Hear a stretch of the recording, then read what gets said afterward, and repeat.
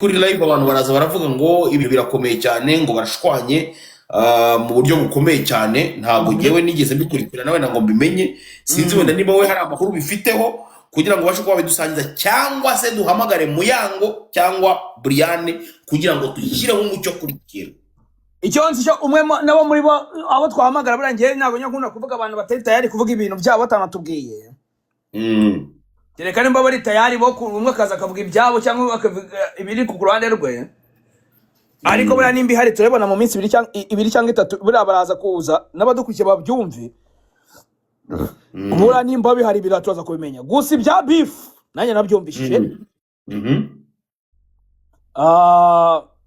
hari icyo yuko umwe yahaza undi yeah barakoranaga se barakoranaga cyane oya twatuvuze nabi gukorana nyine bakoraga akazi kamwe hari n'abashuti bagendana so urumva ushobora kubona inshuti yanjye bikageza kugira ngo avuga ati enough is enough now okay nagira ngo gukorana bimwe abantu bigeze kuzana hano ngo barakorana urumva hari ukuntu umwe ashaka kuvuga ati ngasikara masikanye nayigize igituba kirimo cyambaye busa cyangwa se yigize igiki cyangwa se ameze nk'umuntu ntago ajya yumva cyangwa se ngo yumwiyemeza ibintu nk'ibyo bati kabati ino niga ntago nshaka ko associated nayo urumva kuko naje kuvumbura yuko inyicira reputation mu bantu iyo umuntu anyicira reputation mu bantu anyicira izina anyicira ibiki byose akavuga ati reka njugunye imihanda so urebye n'ibyo bintu barimo hagati yabo urumva niyo makuru mfite nibyo bingeraho sinzi mba ikintu ufiteho cyangwa se nimba nta kindi ubifiteho tubabwira ati mwe mutegerejeho gato turacyayikurikirana tuzabereze umunsi ukurikiye yamaze gushyuha neza yamaze kuryoha habaye hari umuntu yizi neza muri commentaire yagenda yandika hari umuntu yizi neza muri commentaire yagira icyo ngiraho atayizi ubwo nta kibazo twikomereza yego so ikindi kintu tugira ngo tuvugeho ni uburwayi bwa Debeni nabwo narabwumvise abantu bamwe bakagenda babivuga mu buryo bugiye butandukanye bamwe bakavuga ngo nibyo yigira abandi bakavuga ngewe ku giti cyanjye rero icyo navuga buri umubiri shaho kereka utawufite niwe ushobora kuba yavuga ngo runaka ngo nibyo yigira kandi nkinga ko ntago biri flex ku umuntu yavuga ararwaye umuntu wavuze ibyo bintu nawe rwose nta mutima yaba afite kubera ko umuvandimwe ararwaye umuvandimwe abantu benshi ntabwo babizi hari abantu benshi babona abantu nk'abasitari ariko musaba bajya bemera ko turi abasitari man arwariye mu rugo bajya bemera ko turi abasitari arwariye mu rugo hari ukuntu bagira yagiye mu rugo hagiye nyine ukagira ngo nkatwe nta mubiri nk'uw'abandi bantu tugira man tugira umubiri nk'uw'abandi bantu abasitari abatipe bose ubona bafite umubiri nk'uw'abandi man umutipe yararwaye yararemba biri aho ngaho nyine yararwaye yageze ikibazo cyo mu mazuru cya infection ari kuma antibiotique aranga ibindi bintu by'urugambo birangana ibintu by'ubugoryi biraba bidashinga ngo ndumva niyangiye so umuvandimwe yararwaye ahubwo wavuga ati adufitiye iki cyangwa se ibyabamare bisigaye byose bidufitiye iki nicyo kintu mwagakwiye ko turimo kubaza right now ariko kurwara byo umukobwa yararwaye so ari indirimbo nshyashya y'uwitwa Element niki wayivugaho iriya ndirimbo gira icyo ubanza kuvuga njye ntabwo akiri inshuti yanjye oya ntabwo muze ibintu by'ubushuti ndavuze ntabwo ari ikintu cy'ubushuti vuga ugira icyo ubivuga bose nta kintu wabivuga nta kintu yumva ugewe kwa ko Element ndamwemera nk'umuntu nyine uzi kuririmba urumva akaba ari umuproducer w'umuhanga ibyo ngibyo si bihagije nyine kuba njye nabivugaho nyine gutyo gusa si inshuti yanjye ko nta kintu uvuga ku nshuti yawe Kenny uhe Kenny y'isoro w'igikuri oya Kenny wundi Kenny wo kwa boss Kenny ni umukire Kenny ntabwo ari umukire komeza Kenny ni umukire niwe uhagarariye 155 AM mu gihe boss abadahari ndetse ikindi kandi Kenny ni umwe mu bantu bagira umutima mwiza nabashije kuba nabonesha amaso kuri iyi si ya rurema so icyo nicyo nakubwira kuri Kenny nawo ni 22 mu nzu kwa mama wa Shafi aho bacumbitse bose muri salo arakubwira ngo dutwikire indirimbo ariko uharabike Kenya. reka Bamyumva. no umva akantu karenze urabona Bruce Melody yarangijwe na Element. Buretse gato Element muri kubona. Buretse toza Element muri kubona ryari? Ntabwo mbyibuka, ntabwo ni cyara cyane.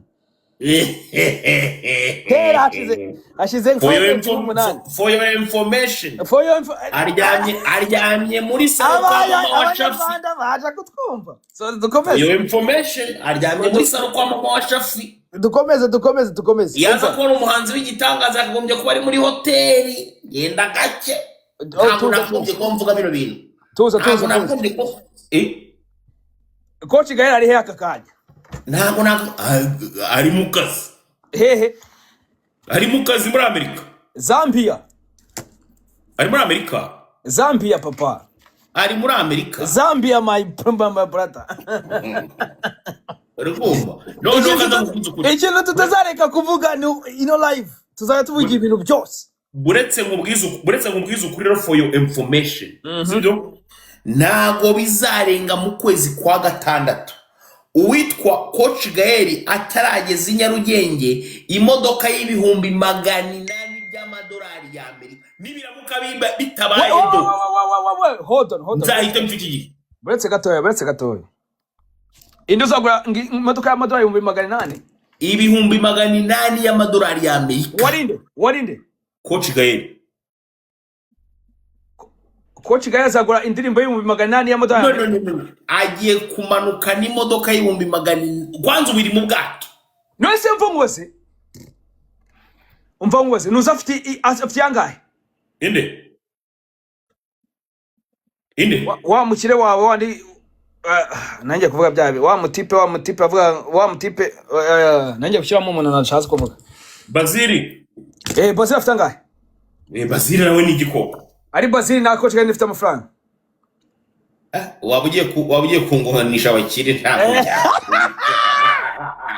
Wabyumvishe ntabwo ushobora kuvuga ukuri kwa ko wowe ugendera ku by'umukire wawe. Urumva. Wowe ugendera ku mukire. Bro, twe duvuga facts. Facts kumva se. Facts kuzagaze se. Ibintu kunagaze. Abantu benshi nta muntu yishaka kumva umuntu bita noza for information by the way.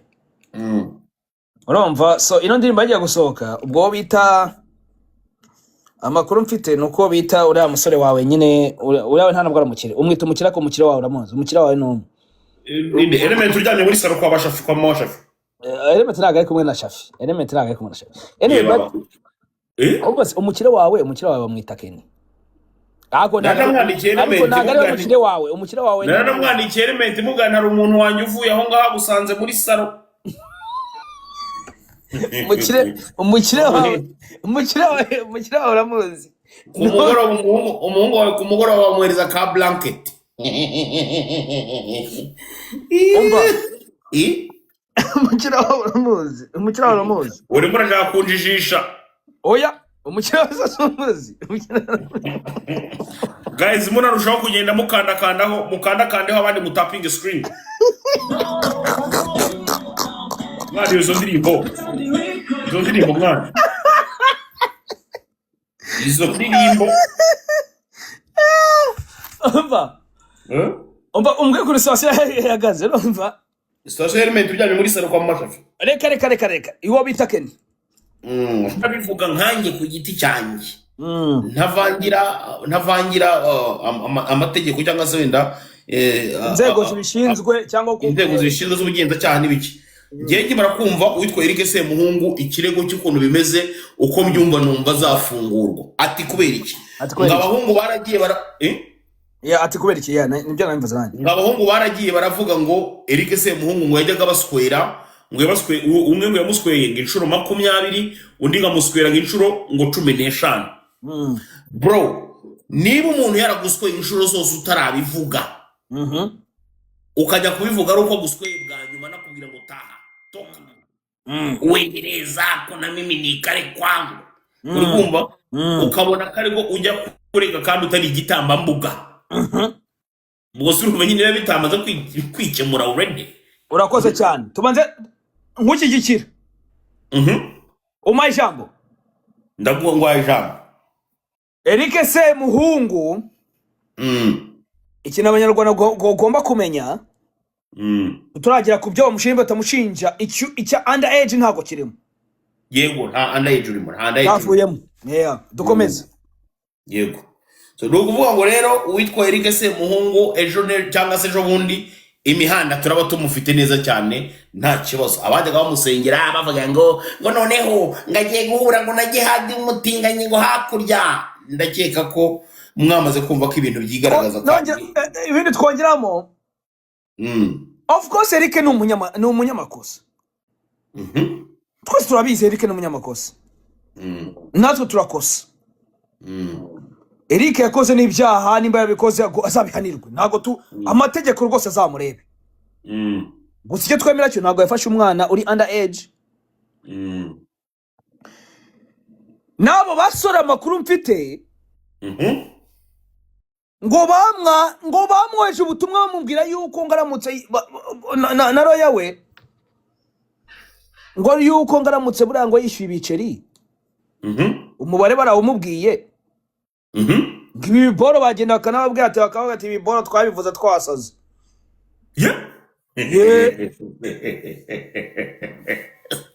ngo twabivuze ngo twasaze ngewe umwe nari kumwe na Zinda de Katrika nkubwiza ukuri bimvuga nabihagararaho Zinda mubwira uwo ari we bamenye ko ibyo tuvuga ibi bintu tumakuvuga nibyo bya nyuma ntago bizasubira story mwumva niyo story ya Semuhungu ntago muzonge kuyumva handi ari muzumva ni ibihuha ngewe nari kumwe n'umuntu bita Zinda turi kwa Eric Semuhungu hari yakana kagahungu sinzi niba nako kari muri abo bantu bamureze simbizi ariko twari turi kumwe nako akana Eric Semuhungu yakirukanye duhari jewe na Zinda uri kumva ariko rwose bigaragare ko bari bimarana iminsi rwose baroborana kandi uko Semuhungu yaburanye yavuze ngo uko yabateraga nawe ngo niko bamuteraga muri make Eric yaratangaga yangize nawe agatanga bakamukoma muri none se ngambwire umuntu urimo gufatirwa ku ngufu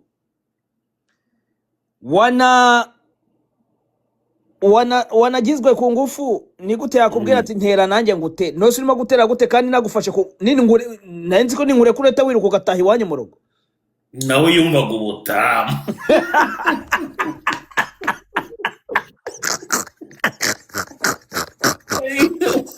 ariko ribu yaragoye koko so abakobwa bayibumvisha ubutamu bageze bavuga ati reka iki giswera nyina twavanyemo ubutamu tukivanamo n'ibiceri ndagasike sibyo erega kwa Eric Semuhungu wahageze uragomba kubera ubuyoga bw'ubuntu buba buhari n'ibinyama biba bihari by'ubuntu n'inyama ibintu byose by'ubuntu utitonze gato n'ubundi nyo barayifukura abana barayitigisa bro barayitemeje umuntu abatekereza ko ahantu wagiye ngo ugiye n'abakobwa barabizi ariko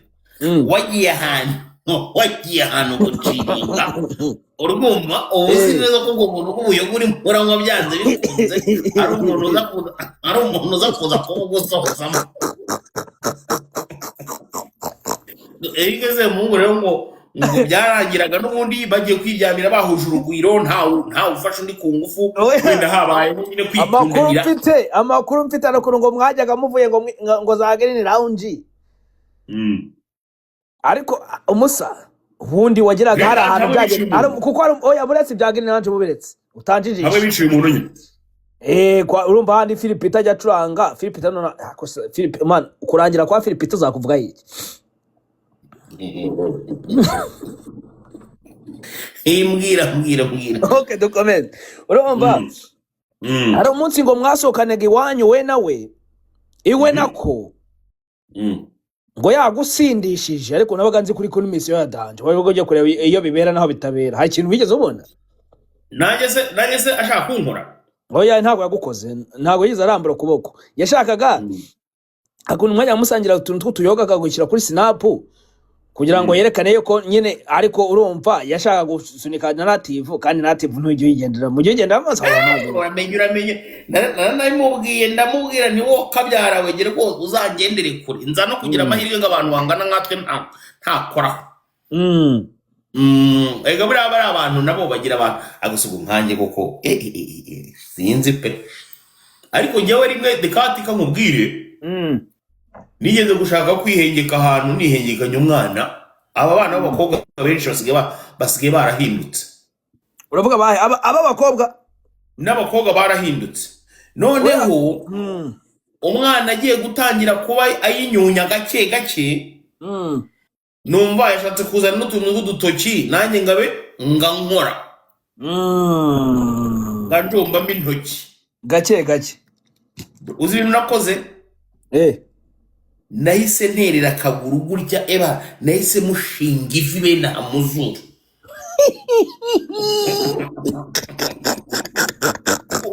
umuntu aba agaramye uvuga ngo bunyunyasha nawe atangiye gushaka kunjombamo ibintu by'ibitoki niyo na bya byara byabo bya byara bashyizeho bane ako kanya umuhungu w'igikondo mpita nzamuka nawe ubundi barabuze gato ngo barunshinge muri butu.